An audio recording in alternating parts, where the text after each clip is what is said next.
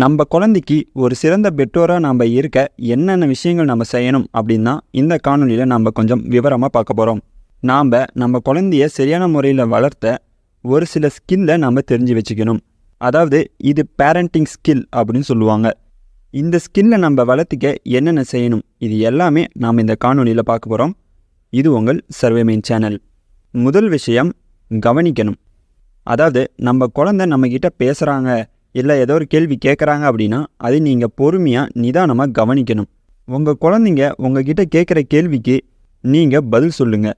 ஒருவேளை உங்கள் குழந்தை கேட்குற கேள்விக்கு உங்களுக்கே பதில் தெரியல அப்படின்னா அந்த கேள்விக்கான பதிலை தெரிஞ்சுக்கிட்டு முடிஞ்ச அளவுக்கு உங்கள் குழந்தைக்கு சொல்ல பாருங்க. அப்போ தான் உங்கள் குழந்தைங்களும் இன்னும் நிறைய கேள்விகள் கேட்கும். ஒரு சில பேருக்கு குழந்தைங்க ஏதோ சும்மா தொணன்னு கேள்வி கேட்டுக்கிட்டே இருந்தால் ஒரு சில பேருக்கு பிடிக்காமல் இருக்கும். அந்த மாதிரிலாம் நீங்கள் இருக்காதீங்க.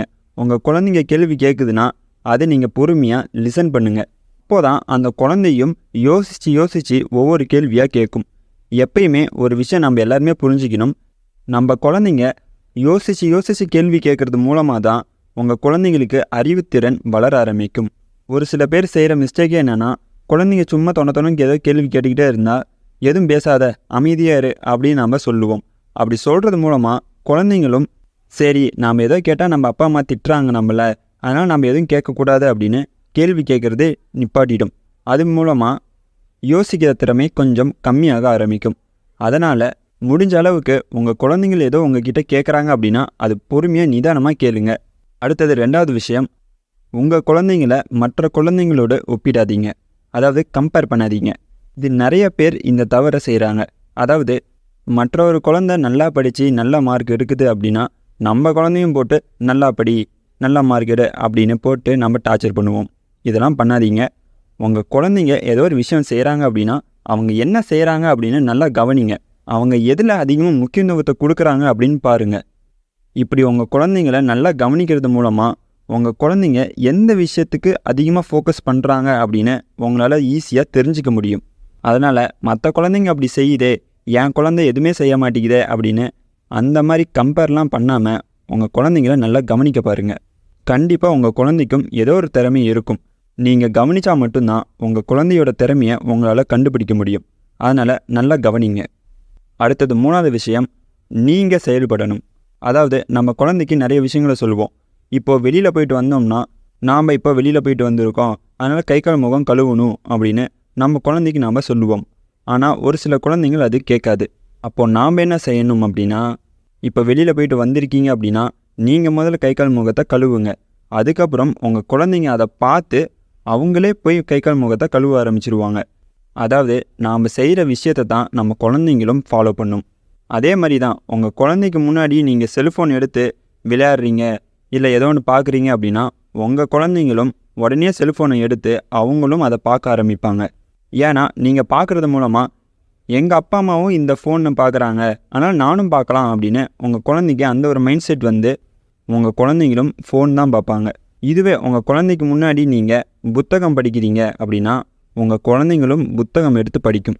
அதனால தான் சொல்கிறேன், நாம் செய்கிற விஷயத்தை தான் நம்ம குழந்தைங்களும் அதை ஃபாலோ பண்ணும். நீங்கள் சும்மா ஒரு சில விஷயங்களை சொல்லிக்கிட்டே இருந்தால் மட்டும் உங்கள் குழந்தைங்க கேட்காது. அப்போது நீங்கள் சொல்கிற விஷயங்களை நீங்களும் ஃபாலோ பண்ணணும். அப்போ தான் உங்கள் குழந்தைங்களும் ஃபாலோ பண்ணுவாங்க. அதனால் இந்த மூணாவது விஷயத்தை மறந்துடாதீங்க. அடுத்தது நாலாவது விஷயம், நம்பிக்கையான வார்த்தைகளை அதிகமாக பயன்படுத்தணும். அதாவது இப்போ உங்கள் குழந்தை கீழே விழுந்துருச்சுன்னு வச்சுக்கோங்களேன், உடனே யாரோ வந்து தூக்குறாங்களா அப்படின்னா அந்த குழந்தை பார்க்கும், உடனே அழுவ ஆரம்பிச்சிடும். நாமளும் என்ன செய்வோம், உடனே போய் நம்ம குழந்தைய தூக்கிடுவோம். இதுவே உங்கள் குழந்தைங்க கீழே விழுந்துட்டாங்க அப்படின்னா நீங்கள் எதுவும் கண்டுக்காமல் அப்படியே இருக்கீங்க அப்படின்னா கொஞ்ச நேரம் உங்கள் குழந்தைங்க அழுவும். அதுக்கப்புறம் அவங்களே முயற்சி பண்ணி எந்திரிக்க ஆரம்பிச்சிருவாங்க. அப்படி அவங்க கஷ்டப்பட்டு எந்திரிக்க முயற்சி செய்யும்போது நீங்கள் உன்னால் முடியும் எந்திரி அப்படின்னு நம்பிக்கையான வார்த்தைகளை நீங்கள் சொல்லுங்கள். உங்கள் குழந்தைங்களும் கஷ்டப்பட்டு முயற்சி பண்ணி எந்திரிச்சிடும். இந்த விஷயங்களை நீங்கள் செய்கிறது மூலமாக உங்கள் குழந்தைங்க எப்போ கீழே விழுந்தாலும் யாரோட உதவியும் இல்லாமல் அதுவாக எந்திரிக்க முயற்சி செய்யும். ஒரு சில பேர் ஒரு தவறு செய்வாங்க, குழந்தைங்க கீழே விழுந்துட்டா உடனே நம்ம போய் தூக்குவோம். இப்படி ஒவ்வொரு முறையும் நம்ம தூக்குறது மூலமாக உங்கள் குழந்தைங்க மறுபடியும் கீழே விழுந்துட்டாங்கன்னு வச்சுக்கோங்களேன், அவங்க எந்திரிக்க முயற்சி பண்ண மாட்டாங்க. சரி நம்ம அப்பா அம்மா வந்து நம்மளை தூக்கிடுவாங்க அப்படின்னு அது எந்திரிக்க முயற்சியே செய்யாது. அதனால தான் சொல்கிறேன், நீங்கள் இந்த மாதிரி எந்த ஒரு உதவியும் செய்யாமல் விட்டுட்டீங்க அப்படின்னா உங்கள் குழந்தைகள் முயற்சி செய்ய ஆரம்பிக்கும். அதனால் இந்த ஒரு விஷயத்தையும் மறந்துடாதீங்க. அடுத்தது 5வது விஷயம், குழந்தைங்க செய்கிற நல்ல விஷயங்களை பாராட்டுங்க. உங்கள் குழந்தைங்க எந்த ஒரு நல்ல விஷயம் செஞ்சாலும் சரி, அதை பாராட்ட முயற்சி பண்ணுங்கள். ஒரு சில பேர் செய்கிற தவறே என்னென்னா, நம்ம குழந்தைங்க ஏதோ ஒரு தவறு செஞ்சிட்டாங்க அப்படின்னா நாம் உடனே திட்ட ஆரம்பிப்போம்.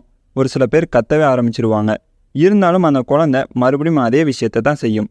அப்படி அவங்க தவறான விஷயம் செய்யக்கூடாது அப்படின்னு நினச்சிங்கன்னா, அவங்க செய்கிற ஒரு சில நல்ல விஷயங்களை பாராட்ட ஆரம்பிங்க. இதுவே அவங்க தவறு செய்யும்போது நீங்கள் அதை பாராட்டாமல் விட்டுட்டீங்க அப்படின்னா அந்த குழந்தைக்கு தெரிய ஆரம்பிச்சிடும். சரி, இந்த மாதிரி விஷயங்கள் செஞ்சால் தான் நம்மளை பாராட்டுறாங்க, இந்த ஒரு சில விஷயங்களை செஞ்சால் நம்மளை பாராட்ட மாட்டேங்கிறாங்க அப்படின்னு உங்கள் குழந்தைக்கு தெரிஞ்சிடும். அப்போது எதுக்கு நமக்கு பாராட்டு கிடைக்கும், எதுக்கு நமக்கு பாராட்டு கிடைக்காது அப்படின்னு அது முழுமையாக தெரிஞ்சிக்கும். அதனால் குழந்தைங்க எதோ நல்லது செஞ்சாங்கன்னா உடனே பாராட்டுங்க. அது சின்ன விஷயமா இருந்தாலும் சரி, பாராட்டுங்க. நீங்கள் இந்த மாதிரி பாராட்டுறது மூலமாகவே உங்கள் குழந்தைங்க சில தவறுகளை செய்ய மாட்டாங்க. அடுத்தது 6வது விஷயம், நம்மளை சுற்றி இருக்கிறவங்கள நாம் நல்லா பார்த்துக்கணும். அதாவது நமக்கு அப்பா அம்மா இருப்பாங்க. நம்ம அப்பா அம்மாவை நம்ம நல்லா பார்த்துக்கிட்டோம் அப்படின்னா நம்ம குழந்தைங்களும் அதை நல்லா பார்த்து நாம் வயதானதுக்கப்புறம் நாம் எப்படி நம்ம அப்பா அம்மாவை பார்த்துக்கிட்டோமோ அதே மாதிரி நாமளும் நம்ம அப்பா அம்மாவை பார்த்துக்கணும் அப்படின்னு அவங்களுக்கு ஒரு எண்ணம் தோண ஆரம்பிக்கும். அதனால தான் சுற்றி இருக்கிறவங்க எல்லாத்தையுமே நல்லா பார்த்துக்கோங்க. இப்போ நான் சொன்ன இந்த 6 ஸ்கில்லை நீங்கள் கண்டிப்பாக வளர்த்திக்கணும். ஒரு சில பேருக்கு இதை ஃபாலோ பண்ண கொஞ்சம் கஷ்டமாக இருக்கலாம்.